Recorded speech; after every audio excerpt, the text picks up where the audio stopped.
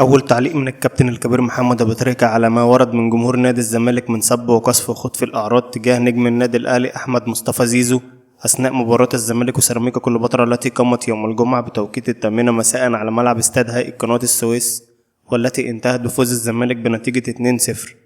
شاهد ماذا قال. ولكن قبل أن نبدأ صل على سيدنا محمد ولا تنسى الإعجاب بالفيديو والاشتراك في القناة حتى يصلك كل ما هو جديد وحصري. علق الكابتن الكبير محمد أبو تريكة وقال: اللي بيعمله جمهور الزمالك ومستمر فيه ده مش موجود في أي مكان في العالم. استسهال الخوض في الأعراض وفي المحرمات بكل سهولة من غير أي مراعاة للأخلاق ولا للدين ولا للقيم. دي تراكمات عقل جمعي اتشكل على مدار سنوات. تقبل فكرة إن دي طريقة مناسبة للتعبير عن الموقف.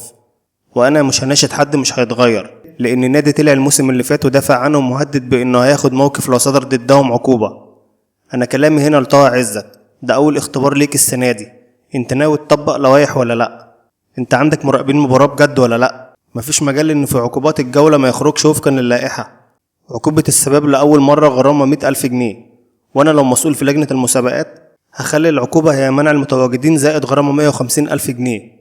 وهستند للبند في عقوبات الجمهور اللي بيقول: يحق المجلس إدارة الرابطة اتخاذ ما تراه مناسبا من عقوبات على الجماهير المتسببة في خرق البنود بشكل فردي أو جماعي، بخلاف ما ورد بهذا اللائحة ولها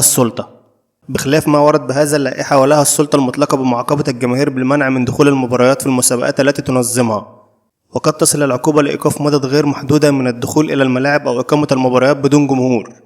ولو في عقاب فعلي مستحيل يتجرأ حد منهم بالسب الجماعي بهذا الشكل المتدني. هم عارفين إنهم تحت حماية طه عزت واللي مشغله. للأسف إحنا بننفخ في قربة مقطوعة ومفيش فايدة، ودي مش أول مرة ولا هتكون آخر مرة. الحل مش عقوبة مالية وما تدفعش زي الجدولة، مفروض يتمنعوا من دخول المدرجات سنة ويتم التنفيذ.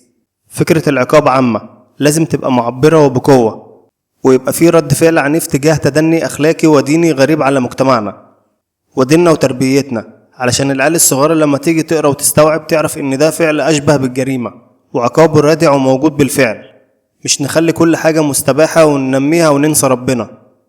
واللي بيعمله جمهور الزمالك ده أخلاقهم مش جديد عليهم. نفس الجمهور برضه خد قبل كده في عرض عماد متعب وحاجات كتير قبل كده، بعيدا عن فكرة إنه يتعاقب أو لأ. الكلام ده لجمهور الكرة كله. ليه الخوض في الأعراض والأسر؟ هو اللي بيتشتم ده فاكر إنه علشان في ماتش كورة مش هيتحاسب قدام ربنا؟ مش عارف مثلا إن ده ذنب أيا كان دينه؟ واختتم أبو تريكة وقال: لازم جمهور الزمالك يتحاسب حتى لو هتوصل إنه يتمنع من دخول المدرجات. في النهاية لو عجبك الفيديو ما تنساش تعمل لايك وكومنت وتشترك في القناة حتى يصلك كل ما هو جديد وحصري. وشكرا.